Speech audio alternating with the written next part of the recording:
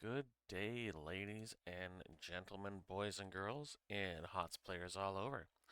Today we're doing a replay match between Can't Connect Stuns and Durotan's Couch. Um, as this is a replay cast, we will not be going through a draft phase, which means starting the games we'll pause and do a quick draft analysis to the best of my ability. So to start with, from Can't Connect Stuns, we have bans on Dragonshire and Battlefield of Eternity. And on Durotan's Couch, we have bans on Brax's Holdout and Tomb of the Spider Queen. So both of the 2-lane maps have been banned out, meaning we're going to see more macro games. Dragonshire being banned out, and Tomb of the Spider Queen's two of the smaller maps, fast rotation maps banned out. So I would say the four smallest maps, at least off the top of my mind, have been banned out. So these teams looking to get the big maps, to get themselves more opportunities to win, macro, things like that. And then Cursed Hollow being the first map. Tribute picks here, boss on top and bottom, meaning it's important to tactically consider where you're doing damage in which lanes, depending on which lane your boss is in. And again, this is a map that can allow you to scale. If you are confident that you can give away the first couple of tributes just to get to 10 in time and then win after 10, you can take some scaling heroes and just try to use delay characters like Junkrat or Chromie to kind of slow down the opponent from taking tributes, letting you hit 10 before they get a third one and the curse. So, without further ado, I will pull up the replay and we will jump into Cursed Hollow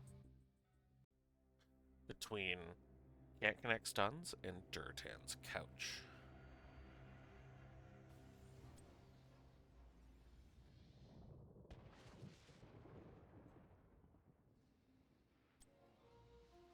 So we'll unpause for a moment so these teams can pop in here.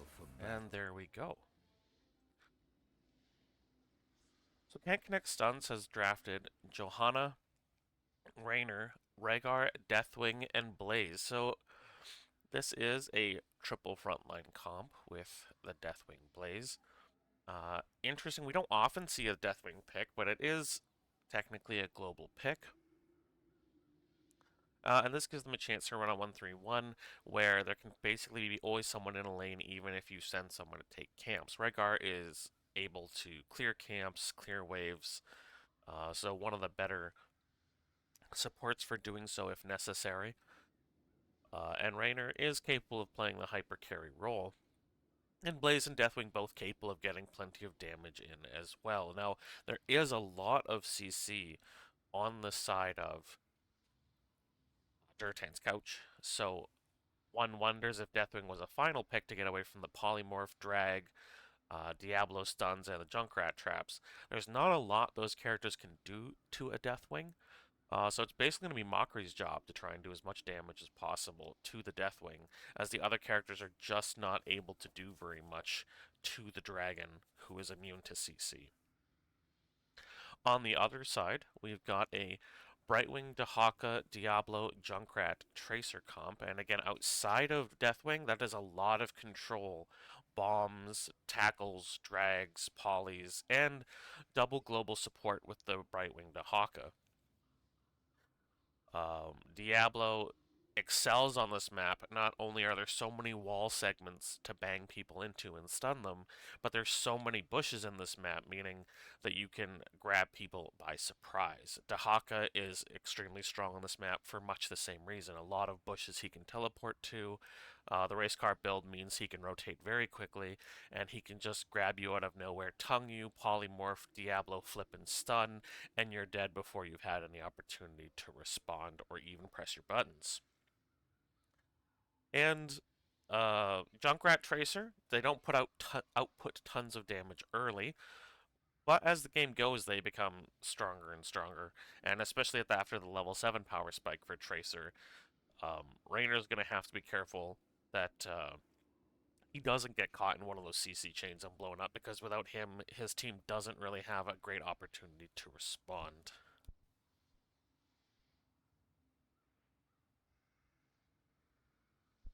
I had to blow my nose quickly. So, without any further, I think both these teams actually have a good chance of winning this game. Two quite different strategies, but both teams giving them opportunities to control both the macro and team fights. Let's get started. On the blue side, representing Can't Connect Stuns, we have Captain Wedge playing Johanna, Goliath on Raynor, Yonners playing Rhaegar, I Just Fizzed on the Deathwing, and Wildcard playing Blaze. On the other side, we've got Shredded Wind playing Brightwind, the Mainski playing Dahaka, Slick Rub on Diablo, Eric playing Junkrat, and Mockery on Tracer. Now, I don't have the world's greatest memory. It happens when you get over 30. I think Mockery's known for his Tracer. Early on, we'll see what they do. And again, Mockery knows his job. Put pressure on that dragon. It's getting to be a lot of... And he can also pressure the Rhaegar, but Rhaegar's actually quite capable of trading into Tracer, especially early with the totem. But it seems unlikely anyone's going to die quite this early. Mockery's doing this. We have Flashlight for Johanna, Ace in the Hole for the Raynor, which is good. A lot of CC from the side of both Rhaegar, and they don't have to be stunned, they just have to be slowed. Ghost Dog from our Rhaegar gives him good rotates. Dragon Soul and Adrenaline Setback. I'll be honest with you, ladies and gentlemen, I know very little about Deathwing builds, so if there's anyone who knows more or can recommend whether I Just Fizz build is good or dog poo, go for it. I know so little. Don't see that character very often at all. We got Hyper Shift from the Brightwing, Race Car from Dahaka, Soul Shield, Extra Moon Timers, and Tracer Rounds. So we've got range there. A good bomb. And again, the one character on this team who can make Deathwing's life difficult is the Tracer, and they're doing exactly that. We've got Raynor and Rhaegar. That won't be hard to say later in team fights. Taking the camp, and this camp already going down. Blaze putting pressure on this top gate as Dahaka rotates, and it looks like Brightwing may try to help as well. They might be looking for a kill here. Mainski goes for the tongue. There's the stun. Dahaka's taking a lot of damage here, but Shredded Wind here is also. Now, they don't go for the surprise, so Wildcard is able to continue to put pressure on.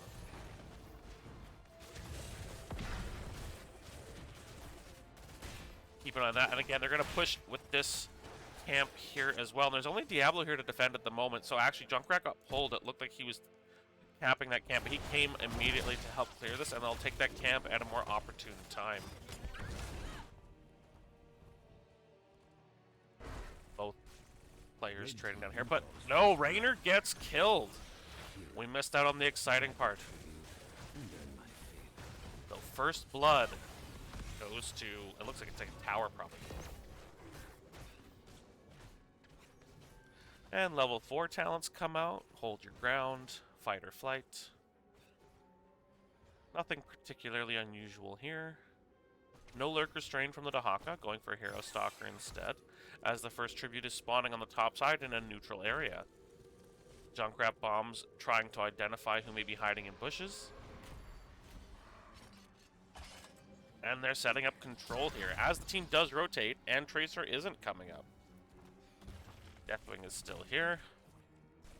So it's a 4v4 in the top lane. Yonner's looking like he'll try to cap, but the mine goes down from Junkrat.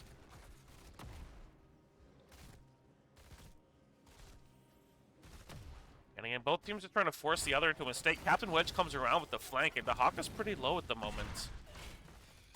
the flip from Slick Rub. Wildcard is capping while this is going on. Both supports in the mid lane, but Brightwing can get here faster, so Rhaegar is now on his way up. And neither team willing to give this over right away. There's the push on Wildcard from Diablo. Captain Wedge comes in, puts Slick Rub in a bit of a tough position, but the Brightwing phase shift is coming in, but the blue team is now committing, and they're coming in hard. There's the tongue onto Wildcard, but Shredded Wind takes so much damage and has to back away, meaning that Diablo's not going to have much opportunity. A great double stun there by Wildcard, and both Diablo and Dahaka have to back away. The push on Wildcard, and again, Junkrat amazing at delaying on this map. There goes the bomb, knocking both Goliath and Yonners away. They're re-engaging as Shredded Wind is back to full health, but Dahaka takes so much damage, and now he's going to go down. But the mine is down here again, and Yonners will get knocked back when Junkrat deems it appropriate. And there it is. Now someone's going to have to body block these bombs, and that looks like that job's going to go to Goliath. As he very well does that. Good stun on Junkrat. He's very squishy, but they're not able to follow up, so Eric lives for now. And in the bot lane, I just Fizz just clearing lanes, as again, Tracer able to take him down to half his health, and she's still fine. So both teams to back off a little bit here, take a breath as the level 7s are in. Slightly ahead in experience is Durotan's Couch, but not enough that it'll make a huge difference. Both teams should hit 10s around the same time that the next tribute comes in. Tracer now just alone attacking this fort, as Deathwing has not been able to match what's going on here. The rest of the team is going to rotate down. There was a ping there. The Pulse Bomb does go down on Yonners, and Mockery has hit 7, which means the Locked and Loaded has come in, and the damage is serious. Yonners takes a lot of damage off of just a couple of clips. Captain Wedge uses the blinds to force Mockery to back up. We see good damage on the Rainer here, and Tracer just unloading clips into the Brightwing. And Diablo has made a call. They're going to go for the boss here. He was all alone, but here comes Brightwing and Dahaka. They're going to need a damage dealer to help out here, as I just Fizz is now in the top lane, pushing that camp forward. Jumps onto Eric. Connect stuns, has taken their camp, and now they're going to push for this tribute, but it is just tribute number 2, so Durotan's Couch is going to give it up to get their boss, but it looks like I just Fizz is sniffing it out. Dahaka's here. Tracer's here also. I just Fizz has found himself in a tough position. He does have his ultimate though, and he tries to get out, but Tracer can chase him forever, and there's no one to help him. I just Fizz does attempt to live, but he gets blown up by a Junkrat bomb.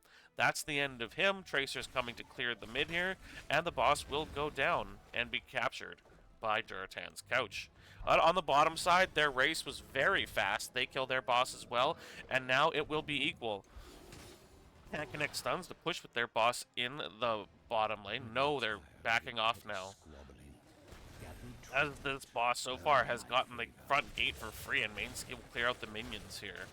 Durotan's Couch takes their bruiser camp as the teams seem to congregate together to look at. Well, it looks like they're gonna go top first. See if they can't jump on this Dahaka. If he's not alive, he can't use that global. He pops his passive, but he takes a lot of damage. Or no, that was his isolation. Sorry, not isolation. Adaptation goes down. The boss is just starting on this fort now, but the fort in the top lane is down to about half. I just Fizzed and Captain Wedge pressuring here, so that isn't a free cap. Tracer does go for the charge rate, and so she's going to be getting bombs constantly as they trade here, and she can just do more building of that pulse bomb on the Banshee of Goliath. The pulse mine is popped under here. Junkrat just taking a safe area from which to trade. Wildcard and Yonder seeing if they can do something with that. Now the main ski is alive and digs back up, and the team from Can't Connect Stuns is gathering up to try and do that.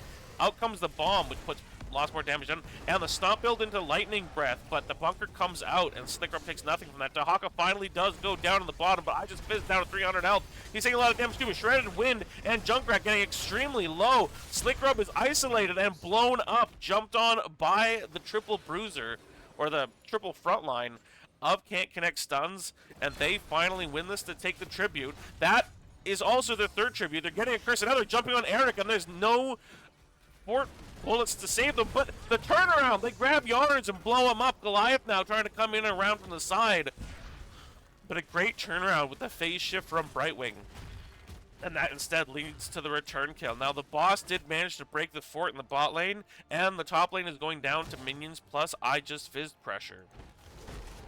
The jump there onto the Johanna, but she pops the unstoppable, and they're putting the pressure on Slick Grub now. Wildcard now jumps in him. Junkrat put a pulse mine here to try and save the life of Diablo, but is it going to be enough? Yes. 44 souls on Diablo. And he is able to use that spell shield and survive. I just finished putting a ton of pressure on the Diablo, who has to pop his passive here. And another great Shredded Winds Brightwing has been excellent this game. Just always managing to find who needs the top off and jumping in on them. So we see 3 deaths on Dahaka so far because of the pressure that they've been putting on this offlane. Lots of good damage here from both the DPS here. Raynor filling that role of a hyper carry, and Deathwing also doing a very good job outputting damage. And again, even though they're behind in kills, just by 1, and behind 3 buildings, the experience lead is actually slightly in the hands of Durotan's Couch. They're doing a great job. And it looks like it's mostly on minions. They're just doing a great job keeping up their lanes, which has put them about 2,000 experience ahead. So as both teams again kind of take a moment to catch their breath, we see for 10's Blessed Shield, Raynor's Raider, a Banshee, Ancestral Healing, Burn Beneath My Shadow and Bunker, and on the right side we've got Blink Heal, Adaptation instead of the Isolation, Lightning Breath, which often goes with Fire Stomp, Riptire, and the Pulse Rounds. Diablo here just to keep a bit of an eye out on what the blue team is doing. And in the bot lane, Captain Wedge is just trying to be a bit annoying to Mockery and Shredded Wind.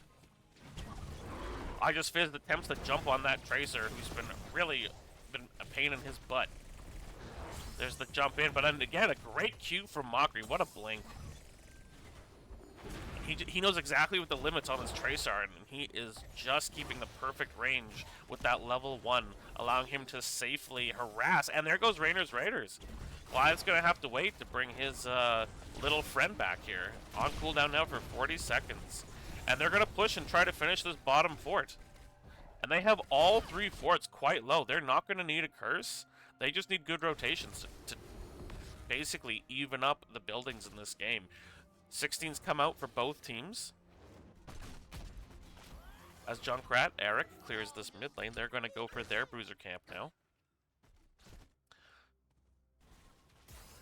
And it looks like they're kind of pre-setting up pressure for this tribute, which is just now spawning in 25 seconds. Bosses come up for both teams now.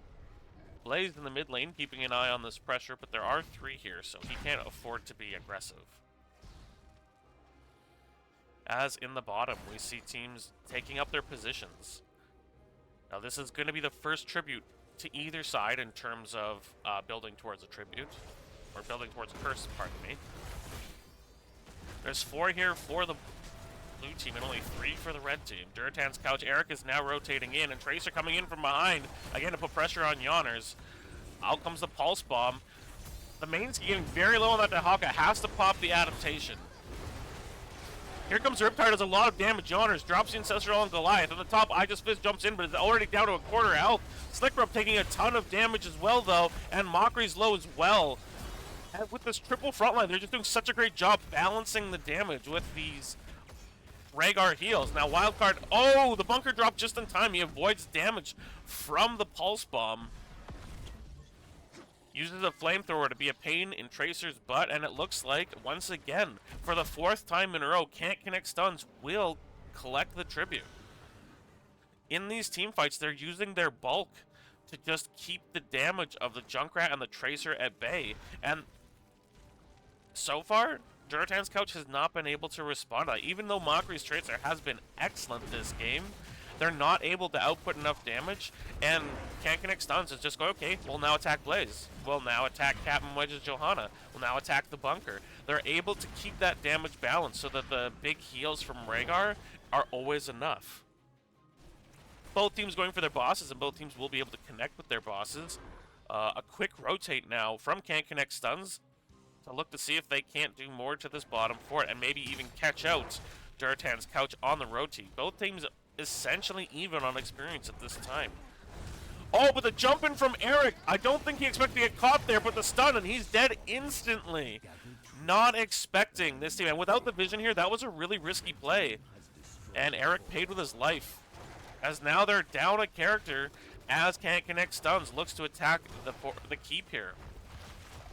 Mainsky looking for a drag as he comes around to the right. The push by Diablo, but they're going to fully engage. Mainsky goes low and has to use Burrow. I just fizzed. Ults in with the Cataclysm. So much damage. Adaptation popped, and he manages to go back to full health onto Haka. Here comes the Fire Breath, trying to protect the core. Mockery killing the Siege Giants here. They're going to put a lot of damage into. We're down to 40% on the core, 30%, 20%, 5%, 0. And that is game one to Can't Connect Stuns. So we won't be able to have a specifically a summary here, but we'll do the best we can. So the kills were only 5-3, as this game was a lot more about knowing limits and backing off before paying for it. The Mainsky with 3 deaths, the only other people who died once, and again, that was more because he got targeted in fights, and a couple of times his lane was rotated to. The highest damage dealers basically equal here, between Deathwing and Mockery's Tracer, who, I mean, a great job by Mockery's Tracer. But again, the balancing of the damage plus the beefy heals from Yawner's Rhaegar were just too much. None of these team fights were they able to get the CC chains they wanted. They weren't able to get the damage off they wanted. And even though this was a team that really would have excelled in picking people off, it just seems like Can't Connect Stuns did not allow the CCS is the red right team. Oh. Well, I hope you can forgive me, Chronicler Hots. My bad. I was going off the website where CCS was labeled as the home team, and the home team is usually on the right, so I can correct that absolutely. So just pretend in that last game everything I said was for the flip team. But yeah, there was a lot of good play on both sides, but I think Eric jumping in to see if they could take that camp while the entire blue team was there really cost them at the very end there. And sometimes when when you're getting behind in a game, you try to make a fast play, you try to make a risky play, but unfortunately in this case, it led to the loss. So game one does go, according to our friend Chronicler Hots here, it will go to Durotan's couch.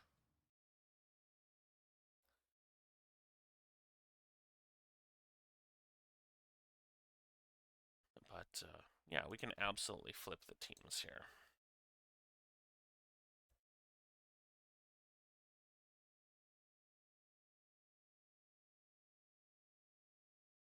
But an excellent game, and that's honestly one of the most fun things about doing these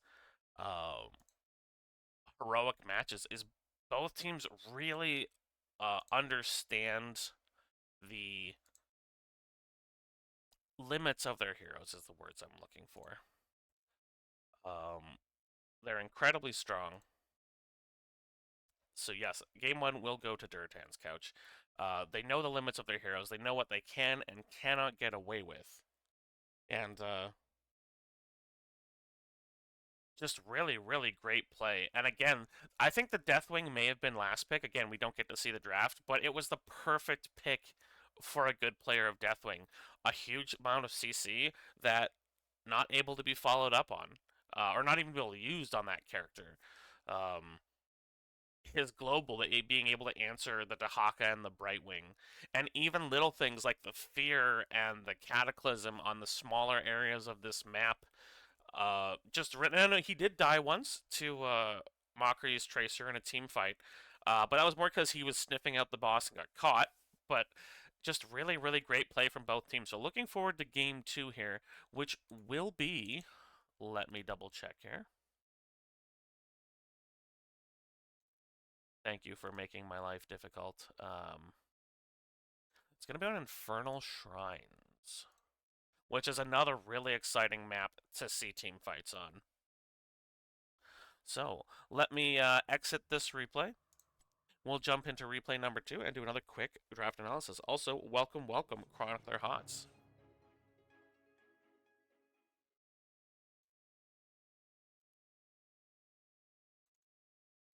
I do like. I'm not sure which of the heroic teams it is, but they put their replays into a folder, and then you can just pick games one, two, three. I love the way they do it. It's so much nicer than just the standard uploads that most teams do. I think I've seen this before in from Durotan's couch, so it might be them. But dang, they do it awesome. Take lessons, people. It's so. It's just so useful. All right. So game number two on Infernal Shrines. Again, a map where you kill minions and get yourself a Punisher. This lends itself to a lot of macro plays. There is one neutral camp and no bosses on this map. Neutral camp being a siege camp on the bottom, and then both teams have their own siege camp in the mid lane and a bruiser camp in the top lane. This game can lend, or this map usually lend itself to fairly standard team comps. You want things that can control an area, being the shrine area. Junkrat can be really strong on this map. Kerrigan sometimes gets picked on this map for her ability to finish off those minions very quickly. But you look for things also that can do AoE damage, so things like Leoric can finish off a lot of these little things at once. Chromie is really good here to kind of bam, bam, bam with the Dragon's Breath across minions. So a lot of really cool options. I'll pull us into the in-game here and we'll do a quick draft analysis. So, on the blue side, we have Durotan's Couch. They've got Uther, Vala, Ariel, Kerrigan, Dahaka. So there's the Kerrigan we talked about. And we have the Uther main tank with a double healer Ariel, which is quite common when people go with the Vala hyper carry. And these two healers are actually really good for Kerrigan as well. Uther has the cleanse, and Kerrigan is really kind of slowed down by hard CC. Ariel doesn't have a cleanse, but the Aegis combined with Kerrigan's Shell at 13 can really help keep them alive. Now, interestingly enough, Yonners, who was the healer last game, is on the Kerrigan, and I just Fizzed, who was on the Deathwing, is playing Ariel. So a little bit of a role rotation here. And Dahaka as well. So this group should have a fair amount of ability to control the shrine if they get there first. Uther's stuns are very powerful, especially after he gets Benediction at 16, letting him cast the ability twice. Vala can really go any build here. Auto build is strong, W build can be strong, and even Q build can do really well, especially if you end up defending. It can really chunk out a Punisher. And Dahaka just great on every map. Probably the best offlaner at the moment, which is why there are PTR debuffs on him. Or nerfs, as devs would say. On terms of the other side, on CCS, we've got Malfurion, Tychus, Imperius, Leoric, ETC. So now they've adopted the triple frontline strat, and ETC Imperius are a very strong CC combination. You get a Q, which is really hard to react to, especially if it comes out of a bush, because it does go very quickly. And then Imperious's Celestial Charge with the Spear, while it is more telegraphed, if it's following up on a Q, it means you can get up to about 3 seconds of hard CC, which a Tychus can really follow up on. In terms of their the shrine clear, ETC is not bad. Imperius after 7 is quite good. Tychus is fine, and his grenade can even steal some if there's quarterback build. Leoric's Q and autos are really strong here, and even Malfurion can try to steal some with his Moonfire. So this is another composition that, especially the Triple Bruiser, can bully this double healer comp a little bit. And the CC can really, whether it goes on Ariel or on Vale, can make their life really difficult, especially if Uther is kind of tied up with the front line. So really, this is going to be a big-time skill matchup, and I'm looking forward to seeing it from these teams. So we will that now unpause. This is game 2 between Durotan's Couch and Can't Connect Stuns. The blue team is Durotan's Couch. Captain Wedge playing the Uther main tank. Goliath on Vala. I Just Fizzed on Ariel. Yawner's on Kerrigan. And Wildcard playing the Dahaka. And wearing the red trunks, we've got Can't Connect Stuns, Shredded Wind playing Malfurion, Mockery playing Tychus, Eric on Imperius, The Main Ski on Leoric, and Slickra playing Elite Tauren Chieftain. Both teams coming right away for the brawl in the mid lane. Although Dahaka going for a little bit of a wander. Oh, the entire team actually. Both teams seeing if they can get an advantage through bush play, but not happening yet. We see the Q build from Uther. And that added armor can be very helpful, although Tychus' passive doesn't care about armor. They do grab Slick Rub, he takes a lot of damage, manages to Q out. Now Eric jumps in with the Celestial Charge, and on the root there, Yawner's getting very low on Kerrigan, but the healing output from these double healers is very strong, especially at level 1. We've got auto build Vol, and she did manage to stack up some autos during that first fight. Race car Dahaka, Fury of the Swarm for more shields, and now it looks like Durotan's Couch is looking to rotate, but they're being stopped by Can't Connect Stuns. Captain Wedge is getting low on that Uther, having to back out. I Just Fizz is going to have to try and heal, but it's too late. And now Ariel jumped on. I Just Fizz taking a lot of damage. Yawners with the stun. I Just Fizz waiting for his cooldowns. There we go, able to heal himself. And the auto attack from Goliath stacking up. I Just Fizz up to a full health bar. Oh, and they kill Imperius as well. So it looked like a good start for Can't Connect Stuns. Turns into a team fight win for Durotan's Couch. So both teams are now going to just take their breath. With that pressure, the neutral camp is now given over to Durotan's Couch. And properly chastised, Can't Connect Stuns will take their camp. As Leo is now on double soak duty, and Dahaka comes top. So, again, looking at these, already 45 stacks for the Vala so far. And without getting kills on the Vala on that rotate lockdown, they actually just fed her more autos, which is going to be rough for her. Oh, but that's something I hadn't considered. The roots with the follow-up from the hard CC there. Uther goes down again. And they're playing this combination really well. The Q into the roots, into the stab from the Imperius. And now they're looking to steal the siege camp that is on Durotan's Couch side. And again, this is just a hallmark of the higher teams in Heroes of the Storm NGS is they layer their CC elegantly. Wildcard coming to looking to see what he can do, but he instead just gets himself caught, takes a lot of damage, and blown up. And this is something this team is going to be very careful of. Going to a place where you don't have vision is going to lead to all kinds of CC and damage. As the first round will be a Mortar Punisher, so not the most valuable type, Frozen is better.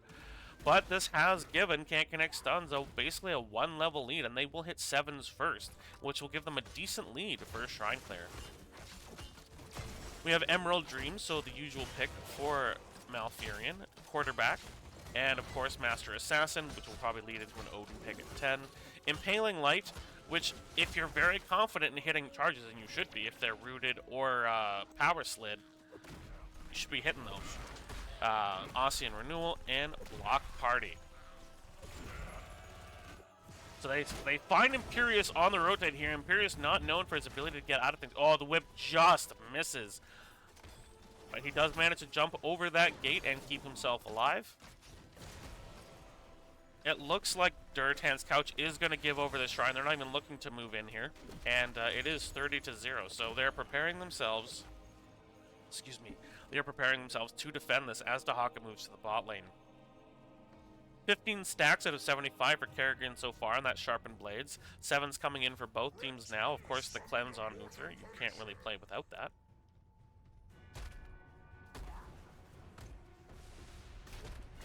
And the jump on Goliath, not your desired target there, but manages to stay alive. And with that, Counterpick Stuns is going to go aggressive on this gate.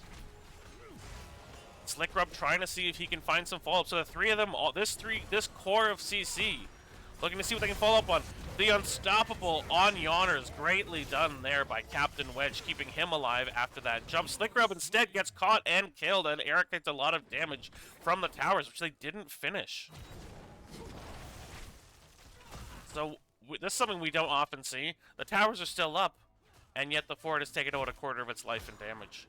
In the bot lane, the offlaners do offlaner things. They continue to do offlaner things. And both teams, again, kind of just go back to securing minions, looking for level 10. There will be an invade on the siege camp of Can't Connect Stuns. Now the pincer movement here to see if they can catch them out. They are all clumped up, and they're lucky Mosh isn't here yet. They're taking so much damage. Aegis and Yawners immediately just blown up from all that CC. But Malfurion is killed in response. Goliath backing out. He does not want to lose any Gambit stacks here. Instead, Dahaka getting the cleanse from Captain Wedge, but he's still taking a lot of damage, and he goes down to the Drain Hope. No, from an auto attack from Eric. But Goliath manages to stay alive, and for a team that has a hyper carry pick, that's really all that matters. Still no deaths on the Vala, and that 15,500 damage is best in game.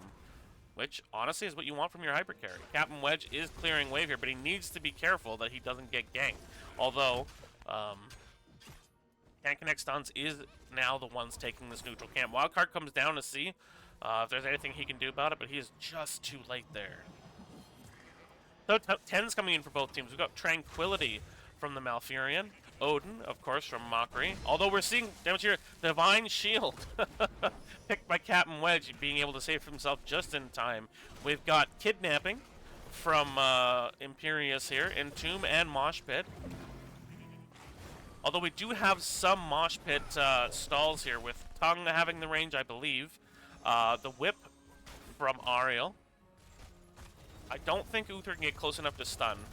So, and without Divine Storm, there aren't a ton of options to stall out. So if Slick Rub hits the right people, he will get a full value Mosh Pit.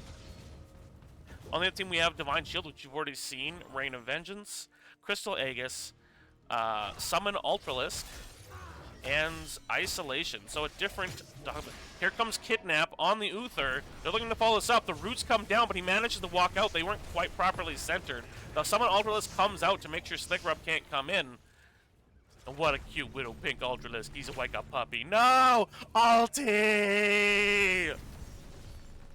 How could you do that to such a sweet, disgusting Zerg monster? We weep. We weep. So 38 stacks now for Yawners Kerrigan on the Sharpened Blades. Still continuing to up that on minions. But they're looking for a bit of a rotation punish here. If Yawners takes the aggressive route, I think there's no doubt Slicker Up will try to get the kill on that. And Yawners seems to smell that. Mockery comes out of the bush to clear the wave, and Yawners decides he wants to take more stacks for Sharpened Blades. And again, at least at the moment, they're ceding control of the shrine to Can't Connect Stuns, with wave clear in every lane. Now the gate's already gone in the mid lane, and with only really Goliath as a solid defender. Now they are pushing in now. Wildcard comes in, uses Burrow. Slickrub is here and does stun, and the root on the Kerrigan, she's cleansed by Captain Wedge and walks out from that. Now, we haven't seen a Mosh yet. He was looking to start it there, but it goes on a 10-second cooldown as he gets stunned, and Leo jumps in and gets caught instead. The Odin is popped by Mockery. They are up 33-16, so he doesn't need to fight this. He just needs to kill the minions. Eric tries for Rhapsody and Juris, but doesn't manage to abduct. There's the jump. The Aegis comes out, and the Mosh was attempted again. This time it goes on full cooldown as it's interrupted. Wildcard jumping on Eric's Imperius. Slicker up in the middle here, but he has no support, and he gets blown up. The main ski almost back up on Leoric. And this time, even though they're at 39, Leoric comes in from behind and does manage to capture the final minion for this Arcane Punisher. But Imperius is the one who goes down as punished. Goliath gets jumped on again, and it seems like whatever she's wearing for Cologne, these Punishers hate it. Although if Gandrel from Baldur's Gate 3 teaches us anything, you gotta smell really bad when you're a Monster Hunter, so I imagine Demon Hunters smell even worse.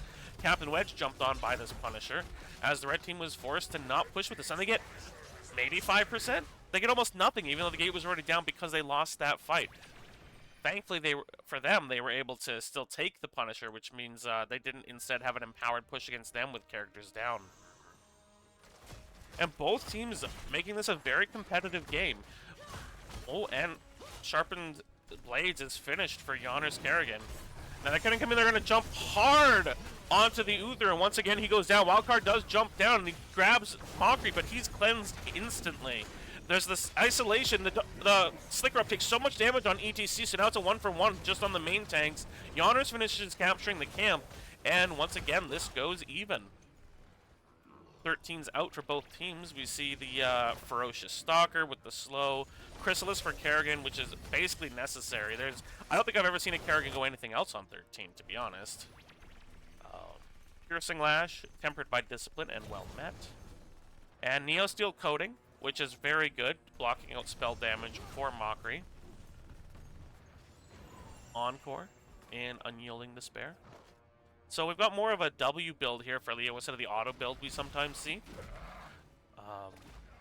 Which is going to give him a little more team fight presence and a little less push presence, as W does absolutely nothing to minions or buildings. Imperius keeping Mockery safe here on the rotate.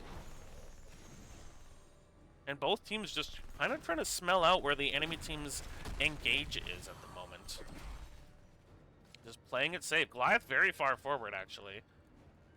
So, ping to back up. Captain Wedge also far forward. And they're going to try and engage on him here. There's the stun on Aegis Fizz. The roots come out, but again, not quite enough. Captain Wedge is backing out. He gets the Aegis on him. Rain of Vengeance comes out and misses. Mockery is grabbed by the tongue of Wildcard. He has to back out, but that Kerrigan stun pulls him back in, and he's going to go down. Tranquility comes out, but now Shredded Wind is getting blown up. The stun by Slick Rub as Kerrigan gets abducted. She still has Chrysalis up, I believe she needs it, and there it is. It comes out. Summon Ultralisk is out already. Eric gets stunned. They jump on Slick Rub, but Imperius goes down, and this game is starting to roll in favor of Durotan's Couch.